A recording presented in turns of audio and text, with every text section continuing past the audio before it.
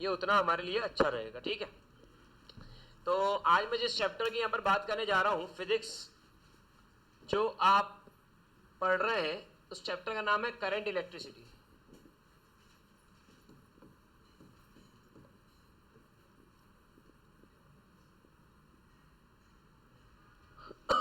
ठीक है, चैप्टर का नाम क्या है? Current electricity. अब फिजिक्स के सबसे इंपॉर्टेंट बात क्या होती है कि when you feel physics then only you can do physics.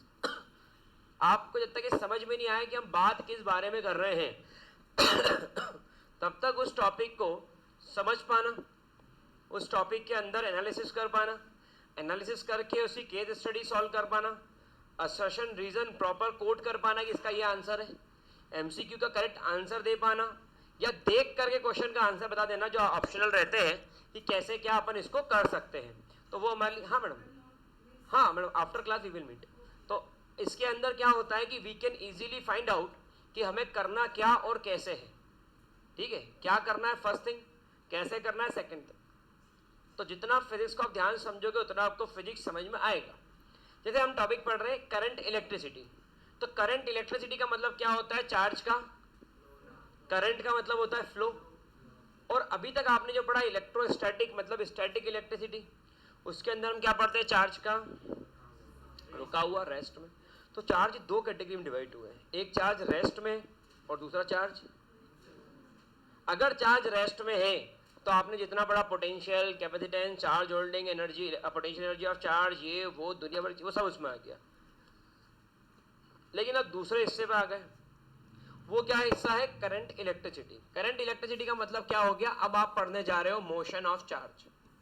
तो अगर किसी को अभी तक ये चैप्टर समझ में नहीं भी आया हो तो सेकंड राउंड है उसके पास समझने के लिए वो ध्यान से समझ सकता है इस चैप्टर को। यहां पर हम बात करने जा रहे हैं मोशन ऑफ दी चार्ज के मूवमेंट के ऊपर हम यहां पर बात करने जा रहे हैं। अब अगर चार्ज मूवमेंट में है, चार्ज मोशन में है, तो चार्ज अपनी क्या कर रहा है? पोजीशन चेंज कर रहा है। आप जब भी बात करते हैं मोशन ऑफ चार्ज तो इसका मतलब कि जो आप डैम से इलेक्ट्रिसिटी प्रोड्यूस करते हो उसके बारे में बात होगी इसके अंदर, कि आपने डैम से इलेक्ट्रिसिटी प्रोजेक्ट करी और उस प्रोड्यूस करके इलेक्ट्रिसिटी क्या कर देते हो? आप सप्लाई करते हो। तो करंट इलेक्ट्रिसिटी में क्या होता है? स्टडी ऑफ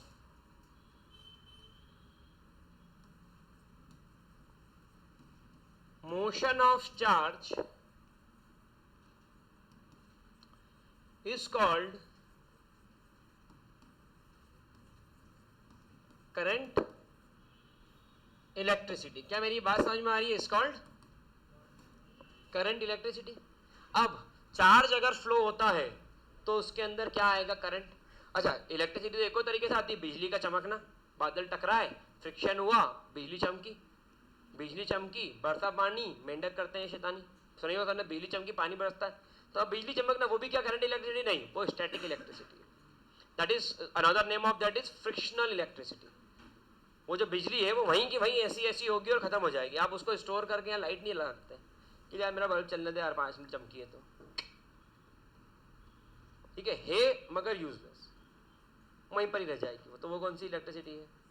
फिर आपने देखा होगा ठंड बहुत लगती है तो अपन स्वेटर वेटर पहन के सो जाते हैं, ऊनी कपड़ा, वुलन, और फिर उसको अपन निकालते हैं और तर तर तर तर बिजली चमकती है, उसके अंदर भी लाइट चमकती है। वहां पे भी क्या हो गया? फ्रिक्शनल। उससे भी कुछ मतलब नहीं कि उसको ऐसा टच कर दिया किसी को ऐसा करके तो बोलेगा क्या कर रहा है, नहीं, ऐसा कुछ भी होने वाला नहीं है उसके अंदर। क्यों? क्योंकि वो भी स्टैटिक है, ठहरा हुआ है वो। मेरी बात सबको समझ में 100% क्लियर है? कोई दिक्कत इसके अंदर? That electricity is also set to be the static electricity. लेकिन जब आप चार्ज के फ्लो की बात करते हो तो मैंने ये बोला कि यहां पर मेरे पास एक वायर है,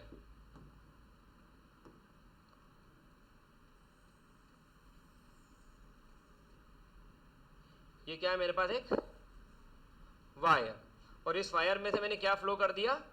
चार्ज। लेकिन इस वायर में फील नहीं आ रहा यार, ऐसे ही अच्छा लगेगा। अब ठीक है, चलिए मेरे पास एक वायर है। अब वायर होता है सिलेंड्रिकली तो मैंने क्या करा? जूम कर दिया। जूम करे तो एकदम क्या दिखने लग गया? वो क्या दिखने लग गया? क्लियर। क्लियर दिखने लग गया। तो इसके अंदर हमने देखा कि ये एक पर्टिकुलर क्रॉस सेक्शनल एरिया, कितना? ए, इसमें से कितने चार्ज फ्लो हुए, इसमें से मैंने बोला क्यू चार्ज फ्लो हुए इन पर्टिकुलर टाइम ड्यूरेशन टी, आप क्या बोलते हो? Flow of charge per unit time is called current. तो चार्ज फ्लो हुआ पर यूनिट टाइम, तो हमने उसको क्या बोल दिया? अब अगर चार्ज ज्यादा फ्लो हो गए, अच्छा फ्लो ऑफ टाइम की यूनिट क्या रहेगी? टाइम की। क्यों? क्योंकि मैं तुमसे बात कर रहा हूं और मैंने जिया, कहाँ है आज एब्सेंट है, एग्जाम्पल ही खत्म हो गया। तो दिया, तो मैंने क्या लाइट यहाँ पे एक वायर लगा, मैं बात कर रहा हूँ, दिया के हाथ में मैंने एक तार दे दिया, अरे तो शायरी हो गई।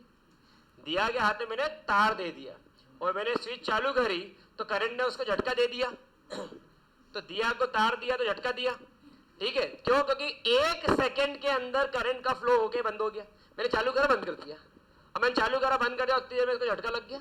क्यों? क्योंकि एक सेकंड के समय में करंट इसको टच करके इसको झटका देके निकल गया। सेकंड से छोटी यूनिट टाइम की कोई है आपके पास? आर, मिनट, सेकंड है ही नहीं। तो हमको इससे टाइम की यूनिट क्या लेना पड़ी? तो एक सेकंड में कितने चार्ज फ्लो हुए from particular fixed cross sectional area is said to be electric current. बच्चों ऐसी बात है, 10th में पढ़ चुके हैं, समझने की ज्यादा जरूरत है, समझ में आ रही? अब यहां पर देखें तो Q इज इक्वल्स टू क्या होता है? Q is equals to N E. यहां पर E क्या है इसके अंदर? E क्या है इसमें? चार्ज। तो ये चार्ज कौन कौन से हो सकते हैं और क्या हो सकते हैं ये? अगर प्रोटॉन है तो पॉजिटिव चार्ज, इलेक्ट्रॉन है तो, इसलिए यहां क्या लग जाएगा? Plus minus. प्रोटॉन है तो प्लस और इलेक्ट्रॉन है तो, शायद आपको क्लियर है ये 100%, कोई दिक्कत इसके अंदर किसी को भी? तो Q is equal to plus minus N E. मेरी बात सबको समझ में आ गई है? अब E की वैल्यू बोलना कितनी होती है?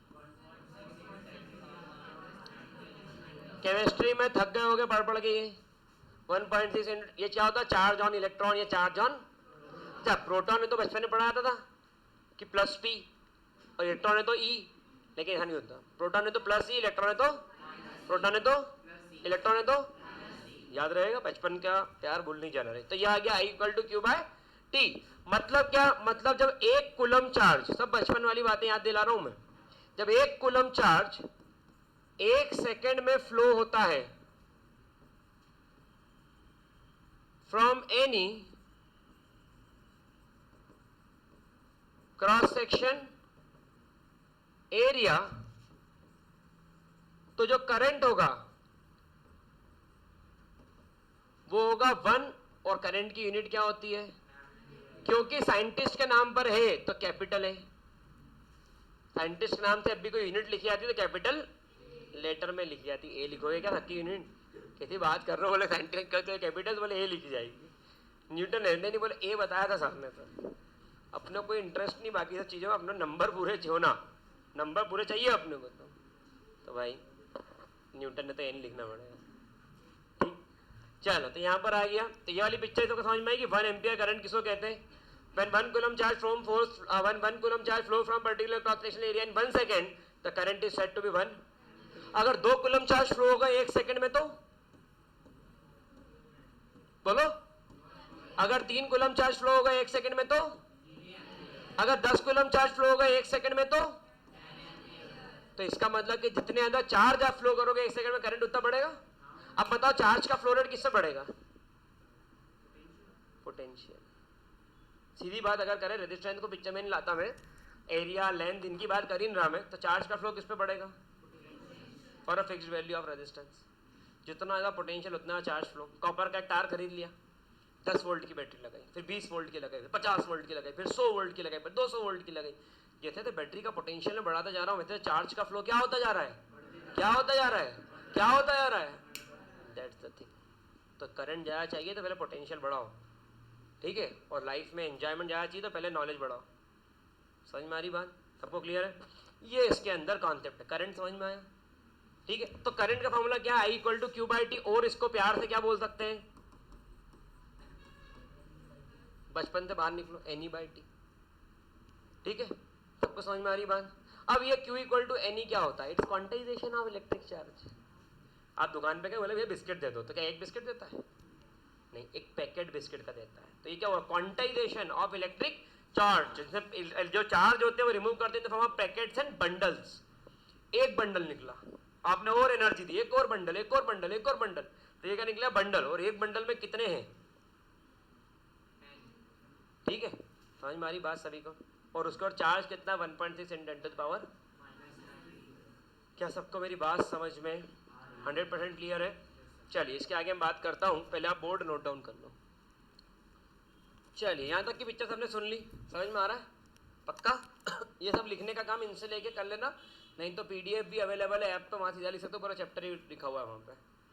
बाकी लिखना है, मैं रोज़ चेक करूँगा अगले दिन पिछले दिन का, और वो चेक सभी का होगा, इसलिए सबको कॉपी लाना है। तो ये मतलब सेपरेट कैसे करेंगे कि किसने लिखा है किसने नहीं लिखा है, कौन नया है कौन पुराना है, कोई अपना है कौन पराया है?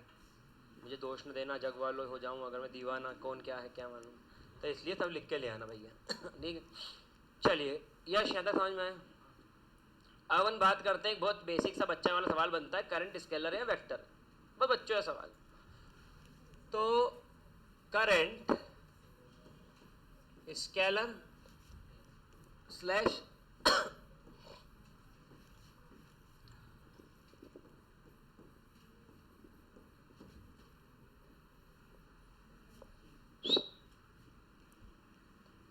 कहाँ निकल लिया तुम? चलिए करंट स्केलर है या वेक्टर है? ठीक है, अरे मत नहीं करना। ठीक है, करंट स्केलर है वेक्टर है, सवाल यही बन रहा है। अब स्केलर क्वांटिटी किसे कहते हैं? Which has magnitude and direction both. Last bench समझ में आ रहा है? तो एग्जाम में भी लिखा करो, टेस्ट कॉपी में लिखा नहीं है। चल, करंट स्केलर है या वेक्टर है? हाँ तो मेरे को देख के हंसी, मैं नहीं हंसूंगा उसको देख के। करंट स्केलर है या वेक्टर है? तो स्केलर क्वांटिटी बोले इसके अंदर मैग्नीट्यूड और डायरेक्शन, वो स्केलर। वेक्टर जिसका मैग्नीट्यूड और डायरेक्शन, ये क्लास 9 से बताया था, 11th में ये नहीं बताया।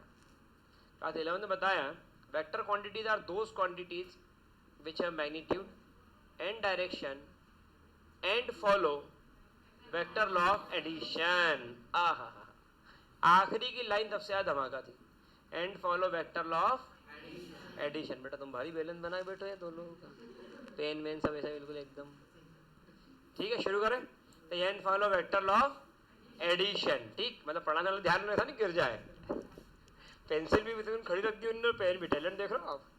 इन थोड़ी डॉक्टर अविलल बोलते हैं उनका। चल चल, बाकी पहचान नहीं सकता कोई कौन है, आके सामने आ जाए, बाहर आप पहचान नहीं पाओ, पूरे टाइम मास्क लगा के आया यहाँ तो, और ऊपर टोपी अलग पहन रखी है, मेरे को तो मालूम ही नहीं कौन है। मेरे सामने तो घूम के निकल जाए, अपन बोला आज अविरल क्लास में नहीं आया, अगर बिना मास्क के आ जाए तो। देखा ही नहीं, एडमिशन लेने भी ऐसे ही आया था, स्कूल में भी यही है।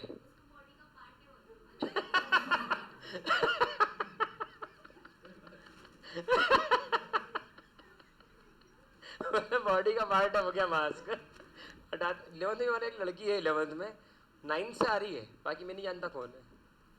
9th हो गया, 10th हो गया, 11th चालू हो गया, मास्क ही लगा है, बिना मास्क के अब तो मैं जानता ही नहीं मैं उसको। तो भैया कब क्या एक आधे पौन घंटा हटा दिया करो यार, हम भी चेहरा देख ले कौन है क्या है कौन है। अच्छा कितने लोगों ने अविरल को बिना मास्क के देखा है? देख लो आप, रियरली जो ये तो लोग पुराने वही है, बस वो पुराने वाले, नया कोई भी नहीं यहाँ पे कि जिसको अविरल मिला हो क्लास के अंदर। भैया मुंह दिखाई दो यार। चलिए शुरू करते।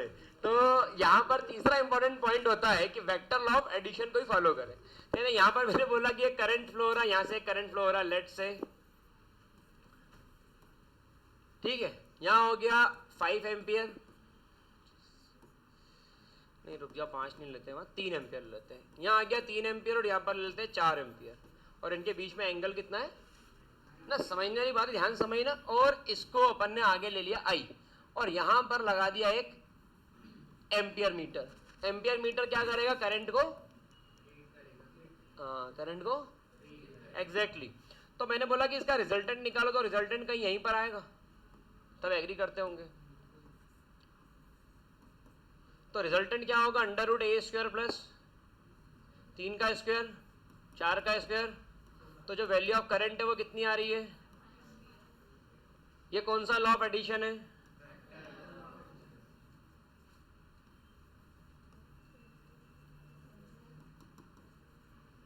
सही, ऐसे इसका रिजल्टेंट निकलेगा कुछ। और दोनों वेक्टर्स, दोनों करंट जो है वो एक दूसरे के परपेंडिकुलर है। तो आपने बोला करंट कितना, बोले 5 एम्पियर। हमने कहा अच्छा, लगाओ एम्पियर मीटर, लगाया एम्पियर मीटर, करंट आ गया 7 एम्पियर। कह रहा गलत है, अपन गलत है, जो है वही एम्पियर मीटर बता रहा है। दूसरा लगाया 7 एम्पियर, तीसरा लगा 7 एम्पियर, चौथा लगा, सब पे 7-7 एम्पियर दे रहा। बोला ये क्या नाटक है, हमने तो वेक्टर लॉ ऑफ एडिशन लगाया तो ये तो 5 एम्पियर बता रहा है, और ये तो एक्चुअल है, जो है वही बता रहा ना, मशीन तो बताएगी ना। तुम कहोगे मेरे को बुखार नहीं है क्या, नहीं, तुम कहोगे नहीं, तुम कहोगे मेरे को बहुत भयंकर तेज बुखार है, स्कूल नहीं जाऊंगा, ठीक है, घर वाले लाए जरा थर्मामीटर लगा, बोला हमारी बॉडी, तेरी बॉडी ज़्यादा गर्म दिख रही है, चुपचाप उठ के चले ना। बस एक ही डिटेक्ट नहीं हो पाता, वो है पेट का दर्द। आज पेट बहुत दुख रहा है, आज स्कूल नहीं जा सकते, घर वाले मशीन ही नहीं कुछ, और इतने नाटक कर लो, जमीन पर लोट मार लो। अगर मैथ्स के टीचर का आपने होमवर्क नहीं किया स्कूल में तो सर बहुत दुख रहा है, सही एग्जाम्पल दिया। एक बाकी है, इसका भी कोई मशीन नहीं है, बहुत सर दुख रहा है, चक्कर आने में तो खड़े होते भी नहीं बन रहा, आज तो बिल्कुल हालत ख़राब है। तो वो सिंपैथी अलग मिलती है, दिन भर नाश्ता चाय अलग टाइम पे, घर में रूम में आग देखते हैं, कैसा लग रहा है, अच्छा लग रहा है, लेकिन क्या बोरिंग सा लग रहा है, थोड़ा मोबाइल चला लूँ क्या, तो घर वाले क्या बोलेंगे, बेटा सिर्फ अपनी जान खाए तो चला लेती है। बाकी अगर बुखार है तो मशीन लगाएंगे, और मशीन लगाए तो डिटेक्ट करके बताएगा कि एक्चुअल रीडिंग क्या है। बात समझ में, तुम्हारे साथ तुम बोल रहे हो 101 है, लेकिन ये देखो फिर बैलेंस बना दिया इसने, तो पढ़ना है खेलना है डॉक्टर अविरल तुम खतरनाक हो। तो यहाँ पर क्या हुआ कि मशीन ने, तुमने बोला 101 बुखार लग रहा अंदर से, और जैसे मशीन लगाई तो प्रॉपर 98.3 ये होता है डिग्री, यहाँ को सेल्सियस बोलने वाले थे, वो फ़ारेनहाइट किया, सेल्सियस चिल्लाने वाले थे, मैं बोल घबराया था, बल लग जाएगा थोड़ी देर में, पार्टी सेक लेंगे हम, इंदौर के लोग सोप है। चलिए, तो यहाँ पर क्या हुआ कि वेक्टर लॉ ऑफ एडिशन को फॉलो नहीं कर रहा है, एक्चुअल रीडिंग ये। अच्छा, ये रीडिंग कैसे आई, आपने बोला 3 + 4 = ये कौन सी है, जो एक दुकान वाला ऐड करता है, किराने दुकान पे कभी सामान दे देना, शक्कर, चावल, दाल, ये वो सब लिख दिया, वो लिखते आता ये इतना ये इतना ये इतना, और टोटल मार देता है। वो कौन सा एडिशन है, स्केलर। तो ये कौन से एडिशन को फॉलो कर रहा है, और स्केलर एडिशन मतलब कौन सा है, एल्जेब्रिक। स्केलर एडिशन मतलब कौन सा है, एल्जेब्रिक, जो अपन करते हैं। हेंस करंट इज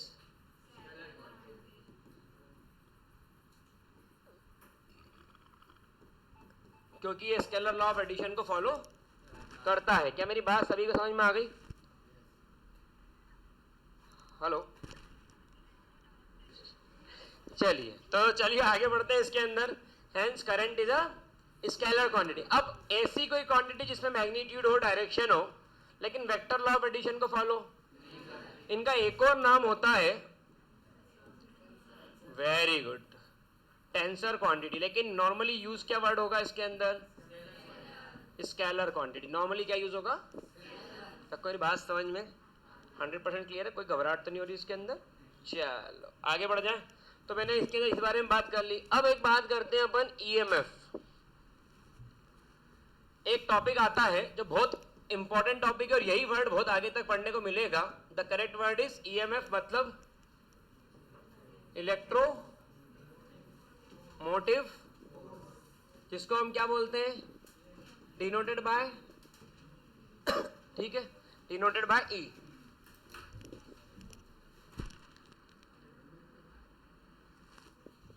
चलिए बात करते हैं ईएमएफ, जिसको कहते हैं इलेक्ट्रोमोटिव फोर्स। ये होता क्या है, बहुत छोटी सी बात है।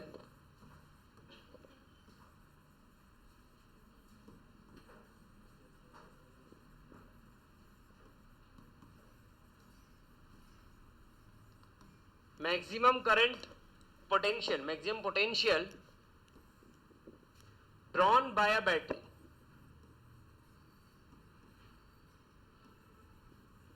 व्हेन नो करंट, काम की बात, no current flows through it. तो मैक्सिमम पोटेंशियल जो बैटरी दे रहा है, जब कोई करंट उसमें से फ्लो नहीं हो रहा है, उसे कहते हैं हम EMF, इलेक्ट्रोमोटिव फोर्स। मतलब आपने दुकान पे नीचे अपनी बैटरी की दुकान है अपनी, मतलब अपनी नहीं है तो उसकी है, अपनी यहाँ है, नहीं तो मालूम पड़ा बच्चा आ गया था क्या ऑफर में डिस्काउंट मिल जाएगा, मेरे एक्टिवा की बैटरी खराब है, तो ऐसा नहीं चल पाएगा। तो यहाँ पर क्या हुआ कि अपन बैटरी वाले के पास गए बैटरी वाले को अपने पापा ने भेजा, अपने जा बेटा बैटरी खरीद के लाना, कितने वोल्ट की चाहिए? बोले ये बैटरी खरीद ला 220 वोल्ट की। अपन गए, भैया 220 वोल्ट की बैटरी। उसने क्या मिल जाएंगी? बोले कितने की? बोले 20,000 रुपये की। अपन ने कहा ठीक है दे दो, चेक करवा दो। अपन होशियार भी तो बनेंगे थोड़ा, पापा ने भेजा काम के लिए, मैं चेक करा दो। उसने उठाया वोल्ट मीटर, कनेक्ट किया, पॉजिटिव नेगेटिव रीडिंग दिखा दी वोल्ट मीटर, देख लो भैया 220 220। हाँ, साथ में दोस्त भी था, उसने भी झाँक के देखा, बोले अपन भी इन्वॉल्वमेंट शो करेंगे। पापा के पास गए, पापा 220 वोल्ट की बैटरी 20,000 रुपये में दी, 21 बोल रहा था, मैंने भाव ताव कर लिए 20, और ठीक है हो गया, सब मैटर क्लोज। घर में लगाई बैटरी शाम को पार्टी थी, एक बल्ब लगा दिया, बल्ब जल रहा है बढ़िया बैटरी से। पापा को एकदम याद आई, यार ये बच्चा बोल तो रहा है कि बैटरी 220 की है, लेकिन पहली बार गया और 20,000 का सामान लेके आ गया, सही थी गलत थी पता नहीं, जाने क्या हो गया। उनने उठाया वोल्ट मीटर टच करा, देखा बेवकूफ़ बन गए। बस यही मालूम था ना मेरे को, तो अक्कल नाम की चीज़ नहीं है, ये 205 वोल्ट शो कर रहा है। पापा वहाँ तो 220 दिखा रहा था, क्यों? बोल हाँ अंकल। फिर अब क्या करना है? चेक कर। खुद ने लगाई, हाँ यार 220 नहीं है 205 ही है। उसको भी बोला तू भी चेक कर, हाँ बोले 205 वोल्ट ही दिखा रहा है। तुमको कितनी बोला? मुझे आपका 220 बोला। वाह, 1,000 रुपये के ऊपर 1 रुपया कम नहीं करा उसने। तो बोले मेरी बैटरी सबसे अच्छी है। बोले चलो जाओ बदला के लाओ। तो जाओ बदला के लाओ में गए, और गए वहाँ पे जब बदलाने, अपन ने बोला भैया तुम्हारी बैटरी जो है वो 205 वोल्ट की, तो 220 वोल्ट की थी। बोले क्या बात कर रहे हो? तो भाई तुमको चेक कराई। दोस्त बोल रहा नहीं नहीं हमने घर पे चेक करी, वोल्ट मीटर हमारे पास भी है। मैंने क्या लाओ इधर रखा, अपन सब बल्ब बल्ब तार वार निकाल के फेंक के बैटरी गुस्से में एकदम लेके ऊपर 2 बटन खोल के पहुंच गया, बदल अभी।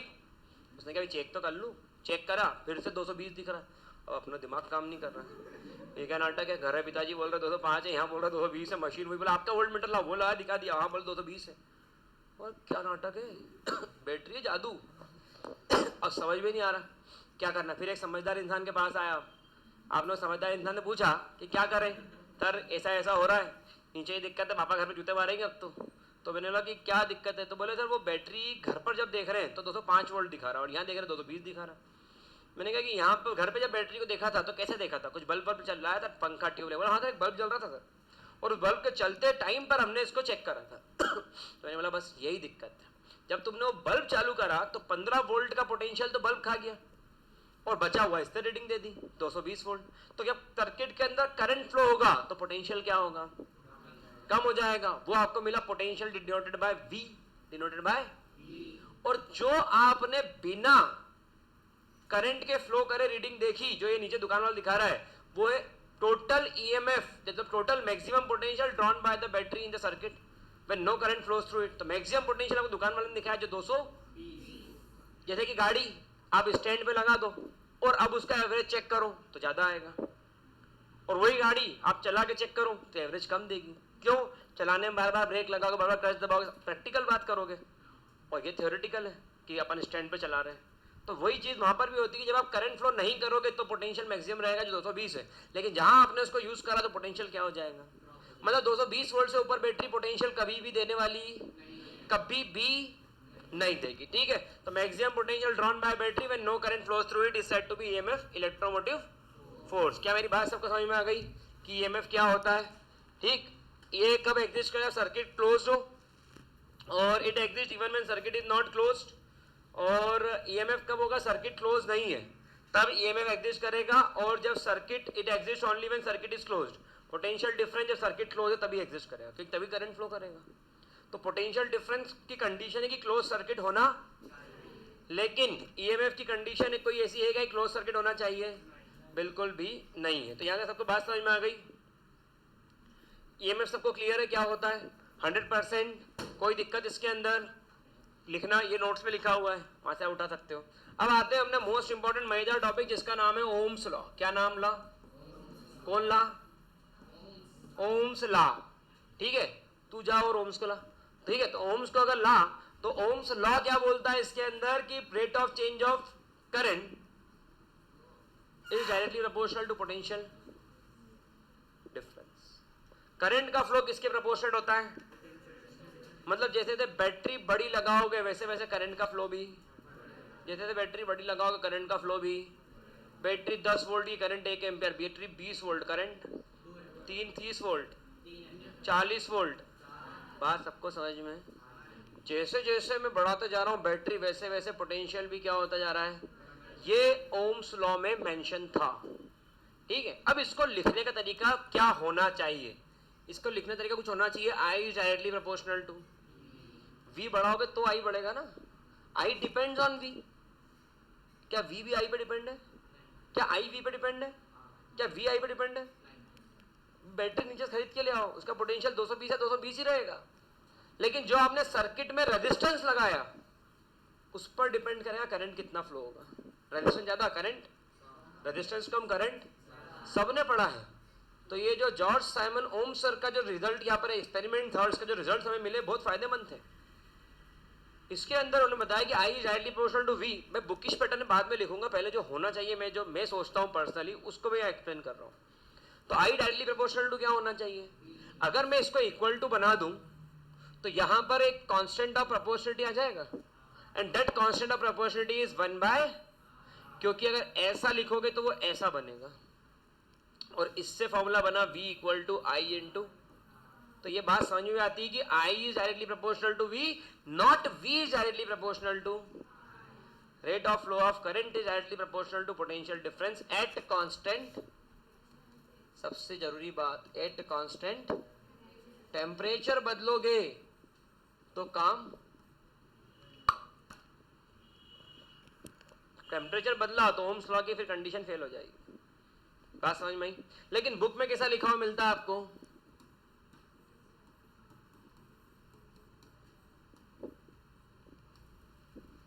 है तो वही, और हमको किससे मतलब रहता है? बोले ठीक है यार, जो लिख दिया लिख दिया, लेकिन मेरे हिसाब से मैं इसको सही बोलता हूँ लिखने के तरीके को। ये भी सही है, लेकिन मैं अगर बोलूँ तो मैं उसको ऐसा ही बोलूँगा, क्योंकि rate of flow of current is directly proportional to potential difference. तो वहाँ पर अपन बोलते हैं X is directly proportional to Y, मतलब वाई बढ़ेगा तो एक्स बढ़ेगा, पोटेंशियल डिफरेंस बढ़ेगा तो करंट बढ़ेगा। तो जो बढ़ेगा वो इधर की तरफ आएगा। छोटी सी बात में कह रही है, ठीक है। बाकी बुक में ऐसा लिखा है तो मैं इसको फॉलो करता हूँ बिल्कुल सम्मान के साथ, लेकिन मेरा सोचना है शायद ये हो सकता है। समझ में आ रही बात? आगे बढ़े। तो ये किसकी बात हो गई? वी और आई की। अब एक तरफ मैंने ले लिया इनपुट और एक तरफ मैंने ले लिया, इनपुट क्या है वी और आउटपुट क्या है? ये मार्केट में पोटेंशियल मिलता है, बैटरी। मार्केट में रेजिस्टेंस मिलता है, किसी ने देखा आज तक रेजिस्टेंस? कहाँ देखा बता? तो किसने देखा रेजिस्टेंस? जिसे देखा खड़ो जाओ, मैं पूछ लूंगा इसने देखा खड़ो जाओ, देखो जरा कौन कौन देखा रेजिस्टेंस। तुम देख क्या रेजिस्टेंस? ये और कौन ने देखा रेजिस्टेंस? खड़ो जा, खड़े जा, जिसका रेजिस्टेंस देखा पूछ लूंगा मैं पूछ लूंगा रेजिस्टेंस देखा क्या है। बीच में बोलने की जरूरत नहीं फालतू। तुम लोगों ने देखा रेजिस्टेंस? और बाकी सबने देखा है कुछ तो भी? कब देख लिया तुमने रेजिस्टेंस? बाकी सबने देखा है क्या रेजिस्टेंस? तुमने देखा रेजिस्टेंस? तुम लोगों ने देखा रेजिस्टेंस? बाकी ने क्या देखा तुमने रेजिस्टेंस? ये पंखे, tubelight, bulb, TV, computer, mobile, ये सब क्या है? रेजिस्टेंस ही तो है। It resist the flow of current in circuit, और तभी तो ग्लो कर रहे हैं या चल रहे हैं, जो भी कर रहे हैं। तो ये सभी क्या है? बैठ जाओ। तो रेजिस्टेंस हमने, अब सोचो 10th में पूरा पढ़ लिया और यही नहीं मालूम रेजिस्टेंस कहाँ है। मजा आ गया एकदम, चुपचाप से पढ़ लो। अच्छा मैंने यहाँ भी पढ़ा है, लेकिन मजाल की ध्यान सुन ले। क्यों? पिक्चर देखने या घूमने आते हैं, मैंने क्या बताया तो साला 2 टीवी की हार्ड डिस्क फिट करके सब याद है। दोस्त की पार्टी, दीदी की शादी, भैया की शादी, और ये वो दुनिया भर की बातें सब याद। 10 टीबी की हार्ड डिस्क मान को, और बड़ी भी होगी लोगों की। तो अब पढ़ने जाते हैं, 2 MB का मेमोरी कार्ड, जितना चला गया। अगला टीचर आया तो बोले ये ऑटो डिलीट, ये हटता जाएगा, उसका हटता जाएगा, हटता जाएगा, हटता जाएगा। घर वाले बोलते होंगे याद तुमको रहता नहीं, वहाँ भी 2 MB का ही चल रहा है वो कार्ड। यहाँ से गए वो पूरा रिमूव, मम्मी की बातें, पापा की बातें रिमूव, इसकी बातें रिमूव, इसकी बात। फायदा भी है, शांति सो जाते हो, बात भूल गए सब। हम लोगों को नींद कम आती है, याद रहती बातें, लेकिन बेटा काम की तो रखो यार। ये दो कानों के बीच में दिमाग दिया ही इसलिए कि जो बातें लगे उनको रोका जाए। मैंने क्लास में पिछली बार जब करंट इलेक्ट्रिसिटी पढ़ाया था तो इस बारे में बात करी थी, सुन लो दुनिया वालों, मैंने इस बारे में बात करी थी कि रेजिस्टेंस क्या होते हैं। मगर मासूमियत की हद देखो, किसी ने फील नहीं आन दिया कि आप सेकेंड राउंड पढ़ा रहे हो और हमको इंटरेस्ट कम आएगा, नहीं, सब ध्यान से इसलिए सुन रहे कि भूल ही गए। और अच्छा कब लगता है, अच्छा ही बोल सकते हैं कि जब जनवरी में रिवीजन होता है और बच्चा ऐसा देखता है, सर ये कैसे हुआ सर, मैं सिर पकड़ लेता हूँ, मैं चौथी बार पढ़ा रहा हूँ मेरे भाई, क्या पागल करेगा चौथी बार सर ये, अच्छा हाँ अरे sir sir sir sir sir, sir. उसको मैथ्स में तुम खुद देखने वाले, जब बच्चे एनसीईआरटी के जनवरी में पूछेंगे ना सर ये कैसे हुआ, तो असल बच्चा ऐसा देखता है, तेरा कुछ नहीं सकता, लेकिन कुछ बोल नहीं सकता कि जितना डाउट पूछना पूछ लो। 4 बार पढ़ा चुका हूँ, रिकॉर्डेड वीडियो उसके बाद भी। हो गया बेटा, तू इस बार का टॉपर 2, ऑल इंडिया रैंक 1 में भी गायब है अपना, क्यों? चलिए ठीक है, तो इसलिए थोड़ा ध्यान समझो। अब मैंने क्या बोला, मैंने बोला पोटेंशियल, मैंने बोला potential 10 volt, 20 volt, 30 volt, current 1 ampere, 2 ampere. तो मेरी लाइन कुछ ऐसी बनेगी, ये 10 20 पे 2, ये 30 पे। तो मेरी बात को ध्यान सुनना, ये यहाँ पे, ये यहाँ पे, क्या मेरी बात सही है? सबको समझ में आ रहा है? तो यहाँ पर ये स्ट्रेट लाइन बन गई। ये स्ट्रेट लाइन कब बनेगी? जब ओम्स लॉ होगा। अगर स्ट्रेट लाइन नहीं है तो ओम्स लॉ। और ये कांस्टेंट वैल्यू किसको डिफाइन कर रही है? इसके ऊपर की रेजिस्टेंस क्या है? कांस्टेंट। सबको समझ में आ रही बात? क्योंकि V बाय आई आप निकालोगे 10 आएगा, चेक कर लो। पहले वाले हिस्से में 10/1, दूसरे वाले में 20/2, तीसरे वाले में 30/3, 3 नहीं बोलना 3, ठीक है। 10/1 10, 20/2 2 और 20/2 तो 10 ही आएगा ना, और यहाँ पर 30/3, तो ये कांस्टेंट वैल्यू और ये किसकी वैल्यू है? तो ये जो रेजिस्टेंस है इसकी SI यूनिट क्या होती है? ओम्स। ये इसका सिंबल है। ये इसकी कौन सी यूनिट होती है? पहली बार पढ़ी होगी ना, आती थी ये पक्का। तो ये आ गई इसकी SI यूनिट ओम्स। ये रेजिस्टेंस है। रेजिस्टेंस क्या होता है? विच रेजिस्ट फ्लो ऑफ करंट इन। तो ये R क्या होता है? रेजिस्ट फ्लो ऑफ करंट इन। अच्छा, आप सभी बचपन से पढ़ रहे हो, तभी तो 12वीं में आए हो। कोई मना तो नहीं कर रहा भैया? फर्जी सब पढ़े ना बचपन से। तो अभी बचपन से पढ़ रहे हैं तो आपको कोई पेपर देख के टॉपिक पढ़ते हो समझ में आता होगा, यार ये टॉपिक ये नहीं आएगा एग्जाम में, और ये बहुत इंपॉर्टेंट दिख रहा है यार, ये टॉपिक कोई नहीं बताया, फिर भी पढ़ के समझ में आता है ये टॉपिक इंपॉर्टेंट है। तो क्या आपको समझ लग रहा है कि कोई आपसे पूछेगा what is 1 ohms resistance, what is 1 volt potential, what is 1 ampere current, what is Ohm's law define, ऐसा पूछेगा कोई? तुमको लगता है खुद को समझ में आ रही बात? तो इसका मतलब कि आज का लेक्चर सिर्फ किसके फायदे में था? समझने के लिए। और कल के लेक्चर से क्या आएगा? Drift velocity. अपने आप फील आएगा, हाँ यार 12th, हाँ drift velocity. RT is equal to R0 1 plus alpha T plus beta T square. Resistance का टेम्परेचर के साथ relationship, factors affecting resistance, numerical बनते हैं, इंपॉर्टेंट टॉपिक। तो कल के लेक्चर में ये सारी चीजें आ जाएंगी।